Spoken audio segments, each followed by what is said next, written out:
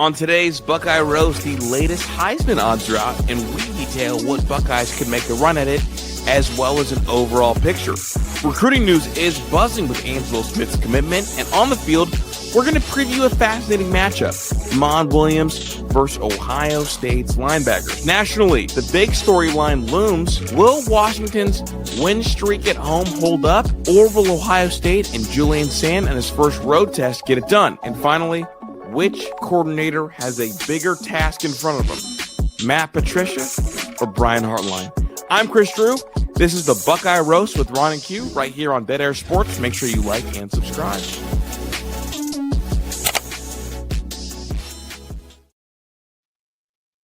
Good morning, good morning, good morning. We are back for another episode of the Buckeye Roast. It's your boy Ron James here with my guy QP Ski. Q, how you doing? Yeah, I was all good. Then the Ravens played. So I'm doing all right. It's another week, another fumble, another disappointment. Man, Buckeye fans have a lot of options out there. A lot of them make their choice in the AFC North. 3 out of those 4 teams seem to make their fans more miserable than the others. I mean, Buckeye fans are such winners. I don't know why they choose to be upset on Sundays. Q, find a better team. That's all right, man. Super Bowl uploading. It's just a minor setback for a major comeback. At least we're not losing a trash team, so I'm okay with that.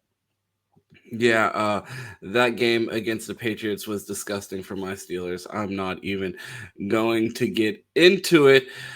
Q, I have a stat of the day. What's the stat? The Buckeyes are first in scoring defense in the country at 5.3 points per game. Surprising to you? No. I mean, I think what we said yesterday's show, like they might give up a touchdown. If they might do that, I think we're doing okay. So I mean, I think the defense is playing extremely well right now. I mean, first in the nation, I could guess. I mean, you think looking around the country, who's really giving up less points than Ohio State right now? So no one. Literally, the stat just said no one. Yeah, but I'm just saying, if you just thought about it, you're like, yeah, we're probably first. We've seen people hit the end zone twice in the first 4 weeks of college football, so. Not too bad.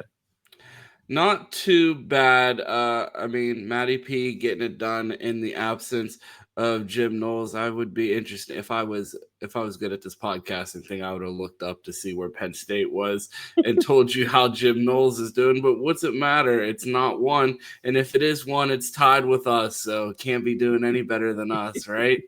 All right, we'll look it up when we have a second. We'll see where he's at. Absolutely. Plenty to get into. That's a complete lie. I think we have a short show ahead of us today, but we got some stuff to talk about, I guess. Yeah, in there. I'll look down, I'll figure it out, then I'll look back and be like, yo, I got the stat.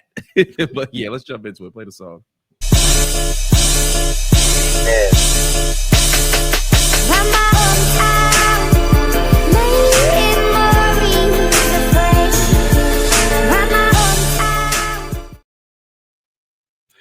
Q, the On3 Heisman poll is out, and it's a slow Tuesday. But I got some complaints, Q. I just looked at that poll a minute ago, but I'll let you start. What was your complaints? No Buckeyes, for one. I didn't even look at the names on this list. I just looked at the logos, and I was like, we go on a bye week, and everybody, you know what I mean? Everybody forgot about Dre. Oh, man. Yeah, I mean, the list is looking a little not usual. I mean, I think we're moving down. We're not moving up. I swear we were losing games. Yeah, I mean, and then when you look at this, it's like, all right, cool. I mean, has Marcel Reed had a better performance than what Fernando Mendoza just did against Illinois? Like, would you say that Texas A&M victory over Notre Dame, a 1-2 team, is that better than what Fernando Mendoza just did against Illinois? No. I mean, I think there may have been a little more pressure on Marcel Reed to deliver because the game was actually close. But I mean, you come out and you dominate Illinois, who we all thought were a good team.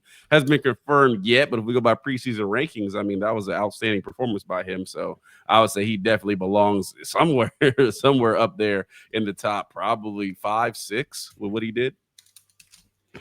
Yeah, I think he's a top 5 performer. I don't know how Carson Beck, I believe he moved up from last week. I don't see how that happens. Ruben Bain at 6. Josh Pate had a tweet talking about just because of the way the Heisman voting set up, it's a shame that we know the best player through 4 weeks of college football isn't going to be in Heisman conversations or a Heisman winner because they play defense. And I was like, wow, that's so nice of you to type that whole tweet about Arvell Reese. I believe he's talking about number 6, Ruben Bain. Q, do you think you look at the top of the list, Tommy Castellanos, I know that's your man at Florida State, and John Mateer, his signature win over a true freshman and Bryce Underwood. We'll see how long people are on the Mateer train the rest of the season. It seems wide open. Could this be the year that we see a defender win the Heisman? Yeah, if they're playing some offense.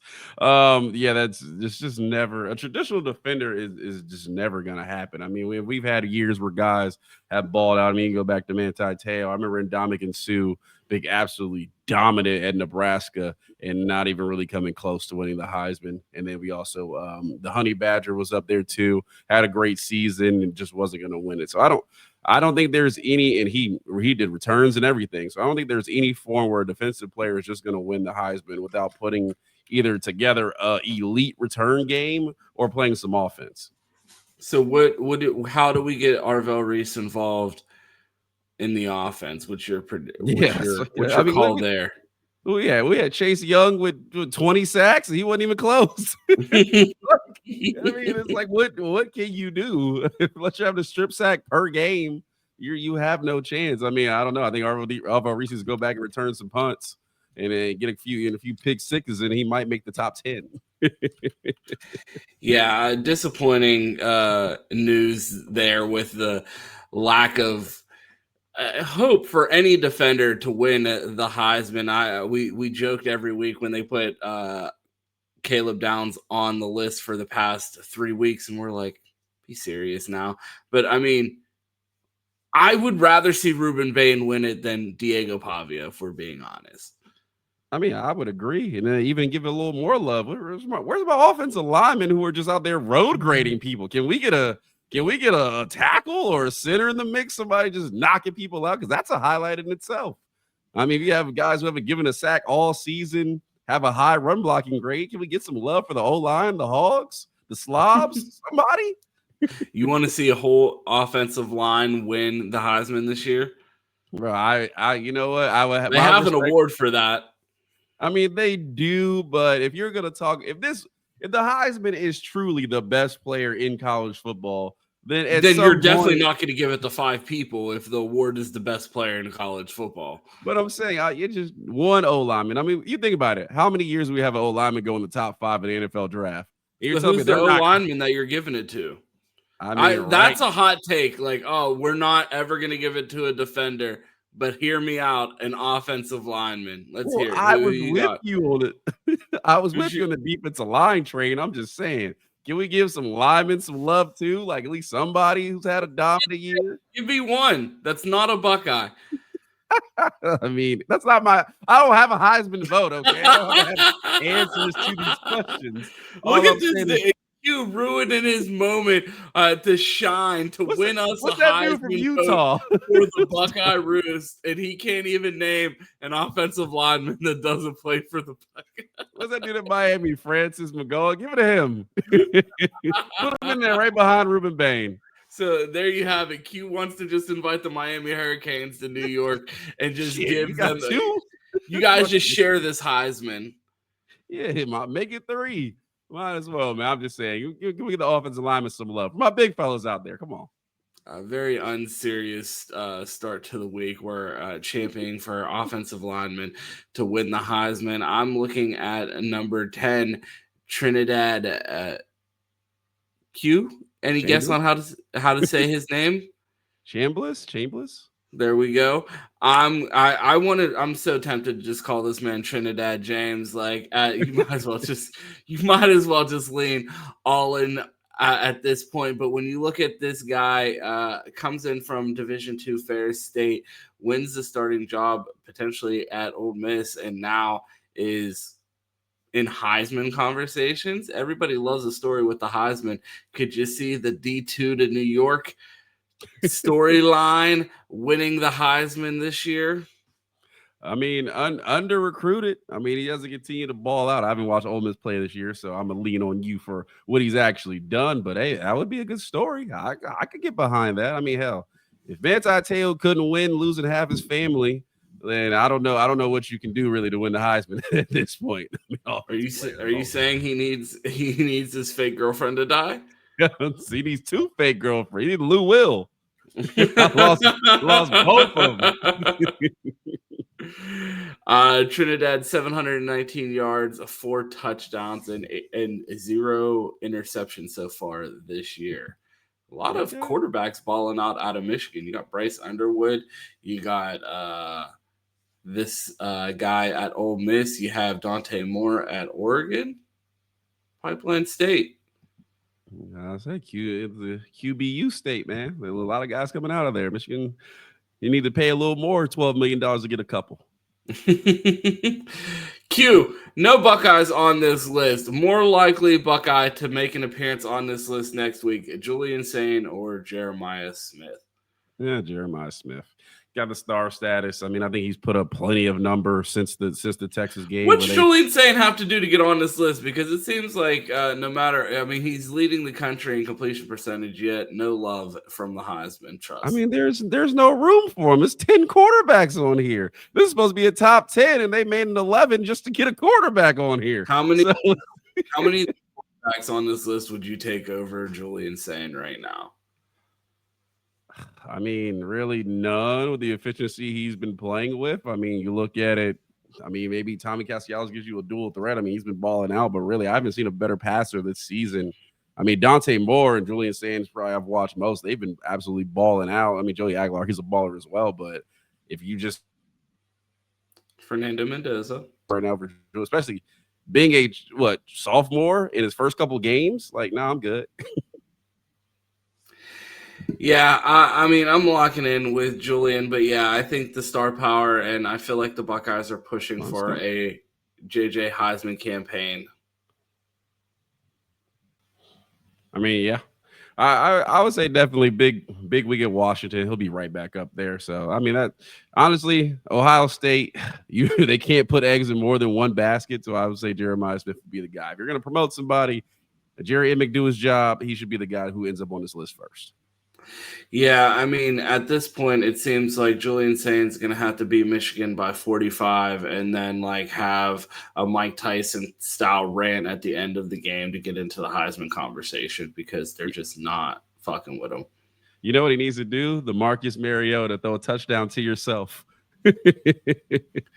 Yeah, no, I'm going to pass on that one.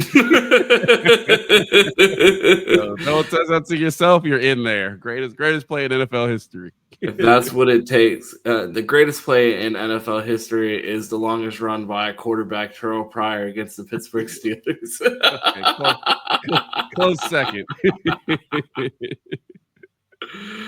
Oh, man, Q, we have some recruiting news. The Buckeyes get a legacy commit in Angelo Smith, younger brother of Jeremiah Smith, 4-star prospect out of Chaminade, Madonna, a safety on the defensive side of the ball. Listed at 5'10", probably not 5'10". I feel like this is like a lot of people look at it and are like, oh, only 3 starts. Like, why not roll the dice on the genetic lottery? Like, you have one of the greatest athletes you've ever seen. I feel like this is a draft Bronny James with the second round pick type situation. It's like, you're going to bet against LeBron's son, or you're going to bet against Jeremiah's brother. Like, you already see him balling out down in South Florida, getting interceptions, smacking the shit out of people. Like, I'm excited to see him in the scarlet and gray.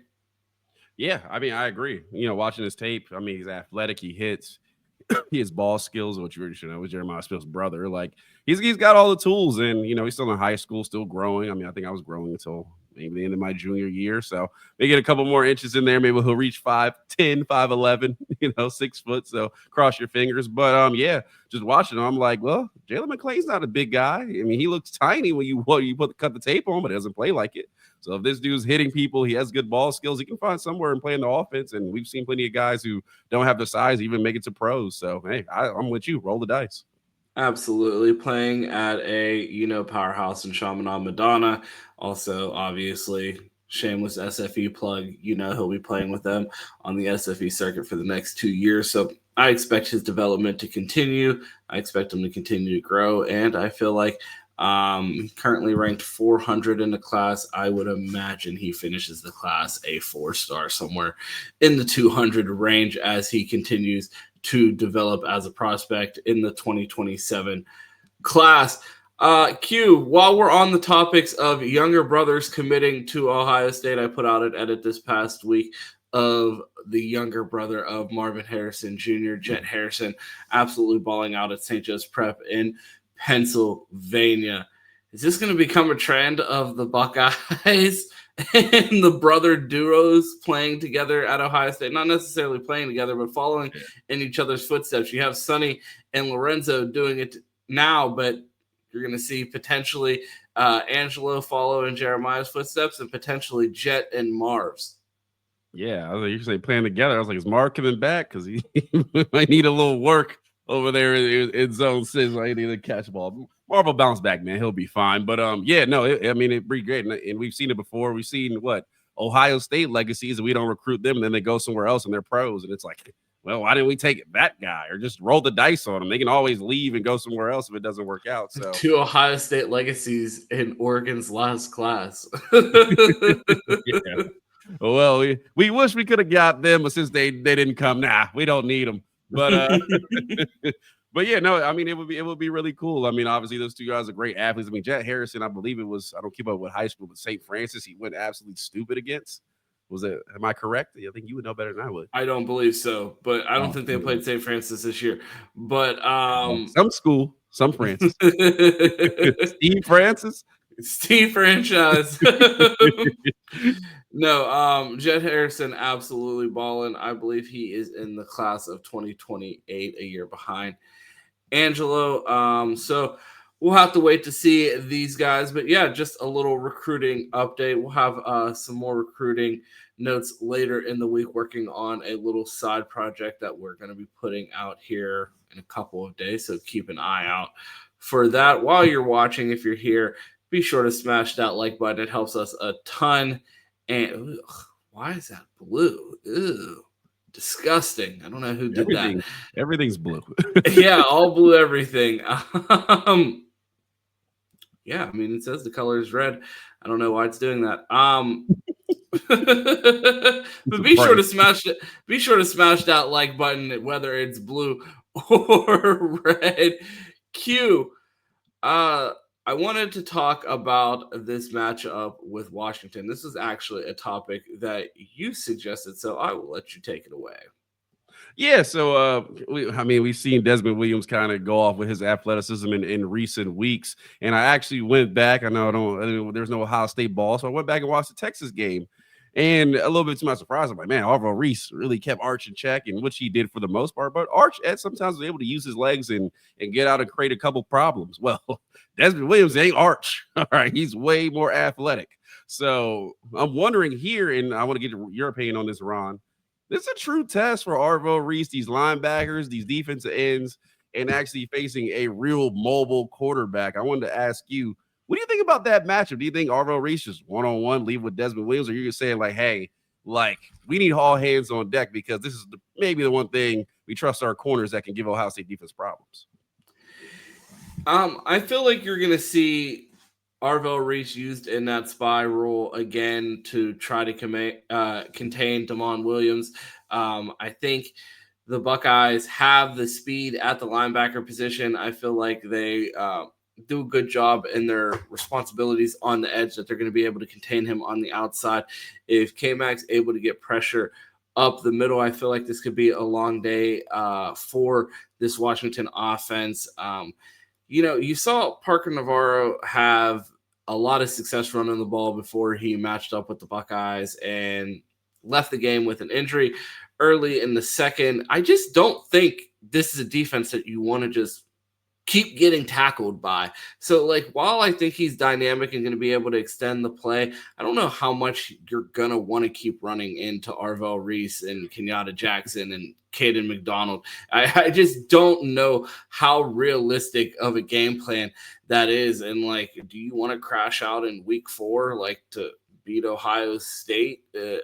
I guess if you want to put your body on the line and try to run into a brick wall of a Matt Patricia defense, good luck. So I think you're going to see the foot speed of Arvell Reese on full display. I feel like you're going to see the discipline of Ohio State's edges, and I feel like the Buckeyes are going to find a way to contain him. I was concerned going into that Ohio game of how Parker Navarro would be able to run, and they pretty much neutralized that immediately. I know this is a step up in competition and you're going to see a much more dynamic quarterback, but I don't know. I feel like the Buckeyes and Matt Patricia are going to come prepared. Yeah, probably. Well, I mean, I don't have a big fear on it. I mean, if you check on Twitter, people get bored. They just get worried about games. It's just I've seen nothing lately, but hey, I'm a little worried about Washington. This game might be closer. Check the line. It's 8.5. Certain things are happening, but I mean, I'm with you mostly with this defense. They've given me nothing to give me concern so far. I mean, our defensive edges are athletic, including Arvell Reese and Sonny Styles coming up, and then safety stepping up in the run game. So I'm not majorly worried about it. It was just my concern of that may be something to get annoying, extend drives, and they're going to have some success. Demond Williams is going to have to extend plays and just make corners guard longer and try to find the open man and use athleticism to get first downs. Yeah, and you think about this matchup, and it makes you wonder. It's I used to think, man, if Ohio State couldn't win with that 2019 team, man, how are they going to ever get it done? And it's if you can't stop a running quarterback with this defense, who are you stopping one with? You think you're going to get a more athletic duo at linebacker than the two that you have? I mean, you might in Riley Pettijohn and TJ Alford. We'll have to wait and see. But, I mean, the bar is pretty high with these two, and I feel like the Buckeyes are going to be able to find a way to get it done just because I had this conversation with Cam about this Nebraska and Michigan matchup last week, and I said, it just feels like at some point in the game, Michigan's athletes are going to just be the superior athletes in the game. And I feel like you saw that with the Bryce Underwood run, the Justice Haynes long runs. And I feel like you're going to see that with Ohio State's defense. I feel like K-Mac on the interior is going to be too much for this Washington offensive line. And I feel like the foot speed of this linebacking core is going to be able to contain Demond Williams in the rushing game. And then, it's the seatbelt society in the secondary. That's the other thing. We've been watching coverage sacks all season because of this secondary, and we really haven't seen Matt Patricia really try to dial it up. So it'll be interesting to see how the Buckeyes choose to get after the quarterback, or if they try to make him make decisions, they put a spot on him and say, I dare you to throw it. And if you want to run for 3 yards and get tackled 14 times today, let's do it. Well, I'll say if there is a game that crashed out over, I mean, you got the number 1 team in the nation coming to your house. Is there a better time to crash out? I mean, I think about if that's the game plan, and in Space Jams when it's the end of the first quarter and half the team's on the sidelines and they got ventilators over there and all kinds of equipment trying to keep the team alive to get them to halftime, and it's Arch Manning, you saw him get tackled by our defense one time in the playoffs last year, and he didn't come back in the game the rest of the game. I just don't understand. I don't know how realistic of a game plan it is to run into Arvell Reese. Quarterback to a brick wall. Yeah, but no, I'm with you. I pretty much agree. I was just wondering about what you thought about that matchup. I mean, I think it'd be interesting to watch, and then we'll know. Like you said, I mean, we've seen athletic defenses in the past, and mobile quarterbacks are always something that's tricky. It's always something that's annoying, just because you're doing so many things, and obviously they're using the offense, and it's just like, oh, he has a one-on-one with defense end. Oh, there's 10 yards. So just something to keep an eye on. But I do want to ask you this: do you have any worries? First road game going to Washington. I know we're going to get to Julian Sayin going on his first road game, but it seems like Twitter just doesn't have much to talk about right now, and people are trying to brush in concern. But in the world of Ron James, are you just sitting back like, yeah, just can't wait till we play on Saturday? Or are you like, oh man, I don't know, road game? What? Hold on, what's the Big Ten lore? Those wins in Washington, they get a little tricky, the little mist off the river or the ocean. It'll definitely affect the game. What are you feeling? Do you have any concern?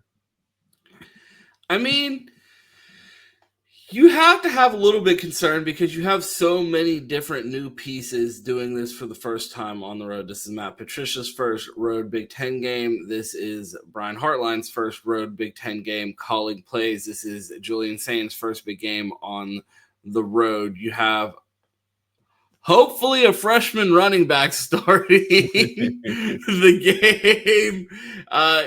So it's a lot on the road environment. But I mean, you heard what Brandon Inniss said in one of the clips that the media team put out, I think about a week or two ago, talking about how he prefers to play on the road, and to know that we have a captain that likes that type of energy and is going to be able to get this team pumped up is exciting to know. But I am a little bit concerned about the volume of that stadium. You've heard a lot about, they were actually talking shit, saying that they get louder than Autzen, and you heard how loud they said Oregon got last year.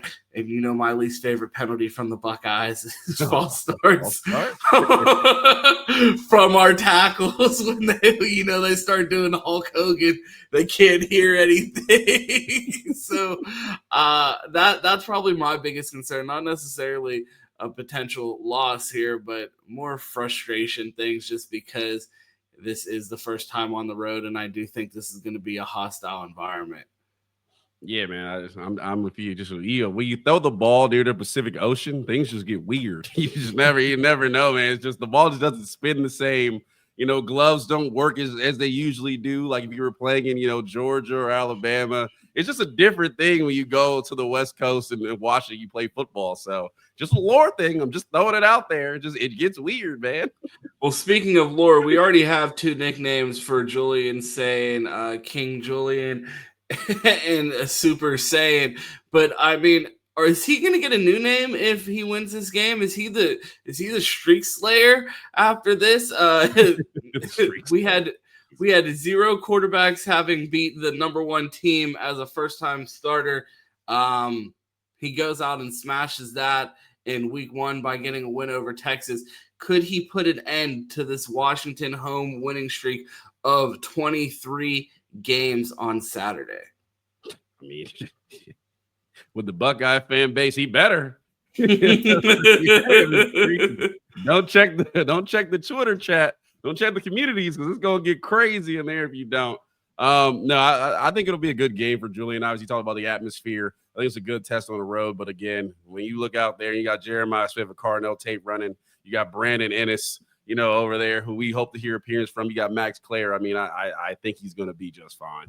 I don't think he's going to have any issues with the amount of weapons they got and the way the offensive line has played. And Brian Hartline, like you said, you watch a film, you're like, hey, I kind of like the way he's calling plays. So as long as Hartline doesn't get out there and get weird, I think Julian Sayin will be fine. Yeah, it'll be interesting to see if Julian's able to live up to his name of Cali Cool. I mean, they call him J. Cool, so let's see when it's put to the test. He was able to get it done in a 1-versus-2 matchup to start the season in his first ever start at home. It'll be interesting to see how he performs on the road. I would imagine the play calling is a lot less vanilla than what we saw against Texas, especially with this being 4 games in now, opening into conference play. How much do you think the Buckeyes go into the playbook with Julian in this Washington game? Do you think the Buckeyes are going to have to really open it up offensively to get the win here?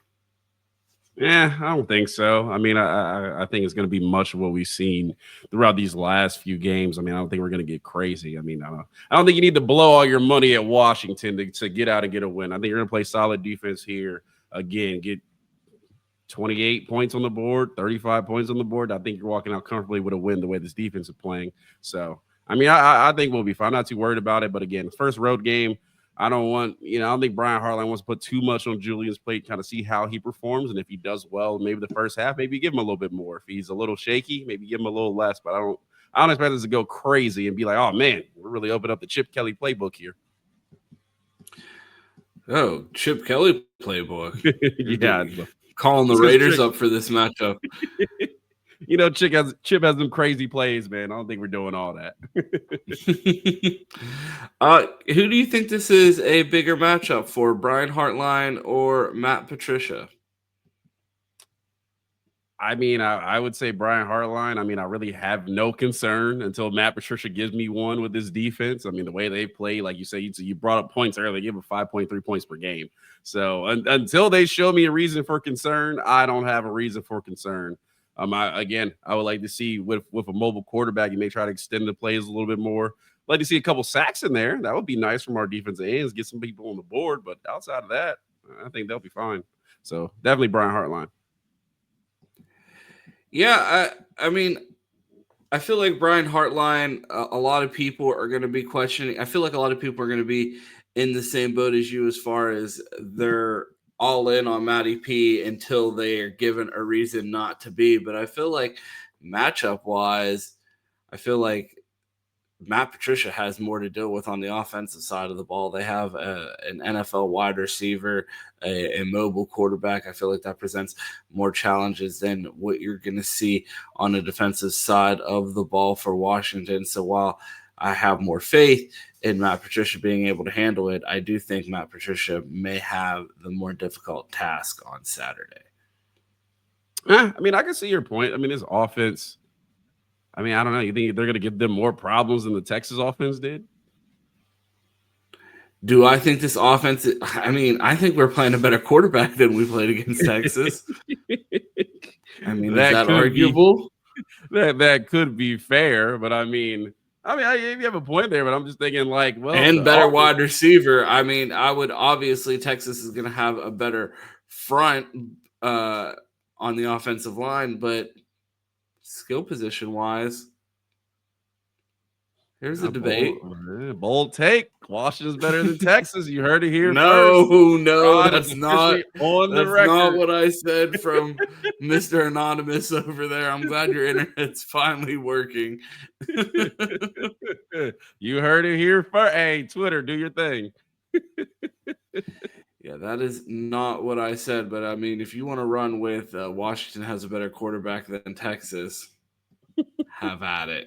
I like to know where Steve Sarkisian is right now. Probably still glazing Arch Manning's red zone run against Sam Houston. Oh man, hey man, you gotta celebrate when you can get it. So hey, congrats to Arch. He's getting it rolling. We'll see what he does against Oklahoma. Absolutely. Q, that's all I have for today. A little bit of a shorter show today. We're going to dive more into this matchup tomorrow. Yeah, I mean, coming off the bye, I just feel like it's just a lot. I feel like we're in one of those spots again where right before the season started, it's like, what's there to say that hasn't been said in the last 10 days while they haven't been playing football? They really haven't talked to the media. They really haven't said much. The Buckeyes haven't played. We're still the number one team in the country. I don't buy into this trap game thing. I'm not going to sit here and give you guys a bullshit episode where I pretend like I think the Buckeyes are going to lose this game. I'm going to be loud wrong, and you're going to be clipping shit like this if the Buckeyes lose and say, Ron didn't even give it the credit of a trap. I'm not dignifying this game with a trap game. Ryan Day, if we've seen anything from him, is a coach that brings in his teams prepared regardless of the opponent. How many games in the Ryan Day era against unranked opponents, not named Michigan, have you felt like the Buckeyes were really potentially about to lose the game? I mean, none. I mean, that's kind of the change from the Urban Meyer experience where it's like, well, there's one game we're just going to come out and suck. I mean, that really hasn't happened. He's come out and really handled business. I mean, we've had bigger games where we start slow, but other than that, I mean, Ryan Day really says, hey, why give a team confidence? Go out there, blast them in the first half, and then let's hop on the plane early and get back home. Yeah, like, I mean, are you putting this game in the category of an Oregon or a Penn State matchup? Like, I feel like this feels like Indiana last year. Yeah, I mean, I guess in the definition that would be a trap game because we don't think this team can really play with us, nor do they have the talent to. And I think we're going to trap game, bro. The media team had laptops out already working on troll and meme videos in that Indiana game by halftime. Like, I don't know how we're classifying that as a trap game. I feel like when you're Ohio State, you have, I mean, at least in the Ryan Day era, you have 3 types of games. Handle business games, big games, and Michigan games. And it's like those 3 categories. And I feel like this falls into the not a big game. This is a handle business game. And we've talked about Ryan Day's transition from program to an organization. And we talked about how when these young guys get on the field, it still feels like they're playing with violence at the end of the game in the fourth quarter because everybody's itching to play because there's such a high level of competition inside the Woody. And I feel like this year feels like last year was a year where Ryan Day silenced the doubters, but it feels like this year is an opportunity for Ryan Day to give them to really change the narrative about himself. And this is just, I feel like, another data point in that process of Ryan Day establishing like, hey, when we show up and handle business with a superior roster, a superior coaching staff, and we will come here. And it felt like the last 10 years of hate watching Saban, and it's like every week you watch, hope and think they're going to lose. Not this week. And it feels like Ryan Day has an opportunity to go out and put one of those games on display for the Buckeyes if they go out there and handle business in Washington. Yeah, I agree. I mean, I think we'll play just fine. That's not the question I have for you, Ron. My question is midweek trivia question. No, not trivia question. Over under. Brandon Inniss, 2.5 catches. Oh my God, we're going over. We're going over. Okay.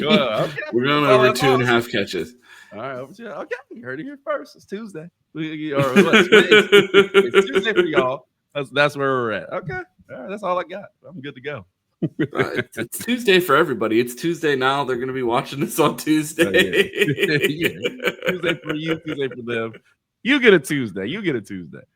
Yeah, Q's trying to skip a day ahead and get us to a Wednesday. Q, that is all I have. We're going to have more to talk about. I want to talk about the Bo Jackson matchup against this Washington team. I want to probably do a deep dive and watch some Washington film and bring back some notes of what I'm seeing from them. Anything from the national news or anything to get to before we get out of here? We'll start talking games tomorrow. I want to save that for the midweek. So a lot of big games this week. Should be interesting. Good weekend of college football. It's looking like early. Another top 10 matchup. Top 12 matchup. So we're looking forward to it. But no, I'll save it for tomorrow. I think we're good to go right now. All righty. Well, that's all I have. Q, let the people know where they can find you. All right. If you want to find me, not hard to find. Say by Quentin on Twitter, Flana Johnson on Instagram. But here on the Buckeye Roast, Monday through Friday on Dead Air Sports, make sure you hit that sub button if you have not. Make sure you hit that like button if you have not, and hit those comments. Love talking to you. Give us what you're looking forward to on Saturday. Give us what you're looking forward to across college football. Some games you're looking forward to, scores, some bets. Throw it all in there, and we'll get right back with you. Ron, where can people find you at? If you want to find me, you can find me right here on Dead Air Sports Monday through Friday at 8 a.m. for the Buckeye Roast right here with my guy, QP Ski. If you want to find me on Twitter, you can find me at 2Ts. It's 2_TES. You can also catch me post games in the Bleacher Report app with Chris Drew for instant reactions after every Ohio State game in the Ohio State team stream. That's in the Bleacher Report app. If you don't have it, make sure you download it. We appreciate you tuning in here every morning for the Buckeye Roast. And you know how this thing goes.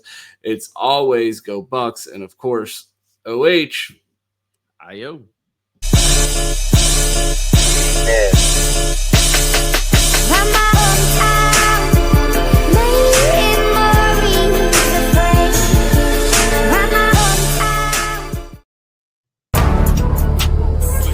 Example, when things get hard in life, you just keep swinging as hard as you can, you fight. That's our culture.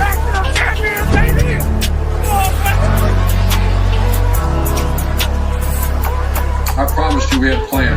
Remember that we talked about a plan? The plan was infallible. Part of that infallible plan is getting a team prepared, ready to go, so we start practice. Our coaches know what we got.